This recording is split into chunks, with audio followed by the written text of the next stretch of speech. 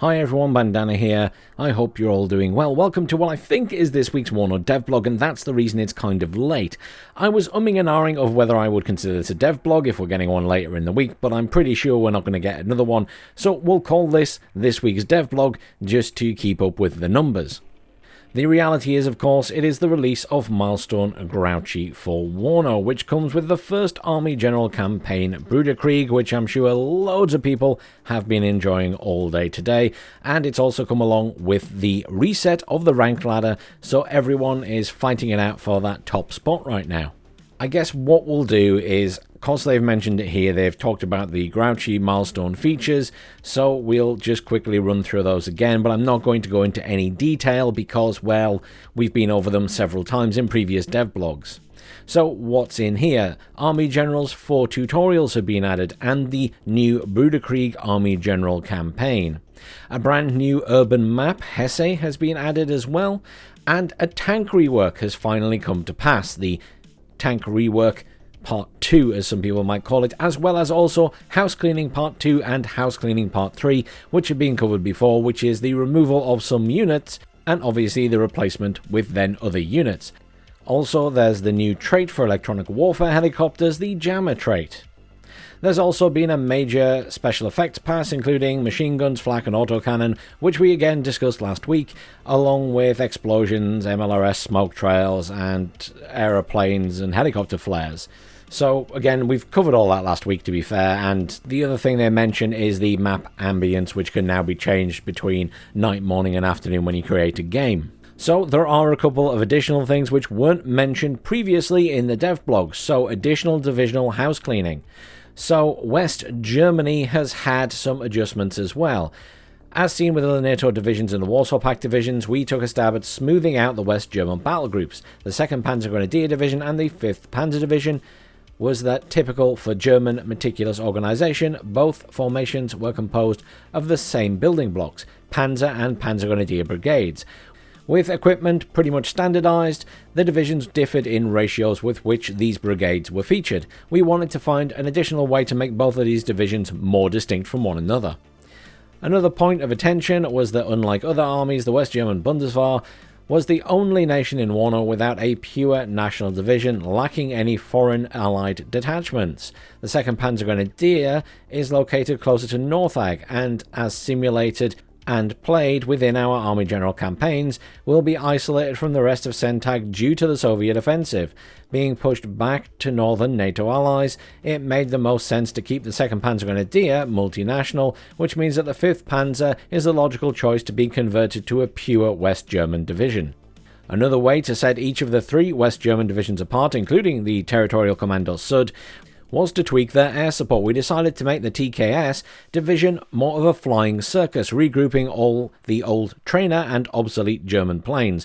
Therefore, all Gina fit for the museum and Alpha Jet trainers and the F-104G will be removed from the other divisions and concentrated in the TKS only. The 5th Panzer, as a pure German division, will be the only formation fielding the true Luftwaffe aeroplanes of the era, which means that the F-4F and the Tornado, with several new and/or modified loadouts. The 2nd Panzer Grenadier receives replacements for its transferred obsolete and trainer planes, but will depend more on other Northag National Air Forces, as we will note shortly. The TKS, however, as the Rear Reserve Command, will get the complete eclectic mix of Gina, Alpha Jet and F-104G planes. What does this mean for each division then? So the 5th Panzer Division will lose 2 American attachments, the AH-64A Apache and the F-16C Seed. The helicopter category has been nerfed, however the divisional tank tab has been boosted. The removal of the Marder 1A3 as a transport option for its Panzer Grenadier squads. This variant of the IFV was still very rare in 1989 and as such has been reserved for deployment with the 2nd Panzer Grenadier Division. Removal of the M110A2G since the division already has access to the Mars, and these MRLS units replace the older, heavy, self-propelled artillery, so removing the big gun tubes from the RT tab makes sense. Removal of older aeroplanes and trainers. However, the 5th Panzer Division gets some new toys to play with. a new F4F rocket with the heavy Zuni rockets which have been added. The F4F AA has been modified to ripple fire its anti-air missiles, which means that they will fire them in pairs, and then while the payload will be fired more rapidly, the quote-unquote shotgun effect is more destructive. Added more Leo 2A3 cards, both in regular and CV variants. Added more BO-10 PA-1 helicopters. Mars ammunition has been changed from HE to cluster to match reality. While the Mars changes from HE to cluster ammo, its lighter cousin the Lars converts from cluster to HE, meaning less range but with a greater rate of fire, again to match reality. This later change affects all divisions that feature the Lars MLRS. Our intention for the 5th Panzer is to be a paragon division of German technology with a prime focus of its chief strength, tanks. On to the 2nd Panzergrenadier Division. So, most of the changes to the mechanical 2nd Panzergrenadier Division will affect its air component, though 2 ground units will also be updated. The Lars update as found in the 5th Panzer, removal of the Mars MLRS system, the Flying Circus changes to the Air Force with the removal of reserve and the trainers. What about the 2nd Panzergrenadiers' new Air Force? Being pushed into Northag by the Warsaw Pact's offensive, in our war scenario, the 2nd Panzergrenadier will enjoy greater support from NATO allies, including the new Belgian units. We have replaced the Gina HE and rocket with a variant of the British Harrier GR3. We replaced the Gina Napalm, having no Harrier counterpart, with a new Belgian Mirage 5BE Napalm. And we replaced the Harrier GR3AA, which doesn't exist in real life, with the new Belgian F-16 AAA. These fighter planes were only armed with older Sidewinder missiles, but nonetheless, 6 of them ripple firing 2 at a time, a heavy aerial shotgun once in range. And finally, the Territorial Commando SUD. Onwards to the 2nd line TKS. The main change here will be the concentration of the eclectic mix of airplanes with new and modified loadouts. The core of the division's air support will be made up of the Gina Alpha Jet and F-104G, but in turn, the regular Luftwaffe planes will be moved out and foreign air support restricted. This means removal of all F-4F planes, removal of the F-16C anti-tank, and removal of the Mirage 5F cluster. This leaves foreign air support limited to the Mirage 2000C fighters and the F-111F laser-guided bomber.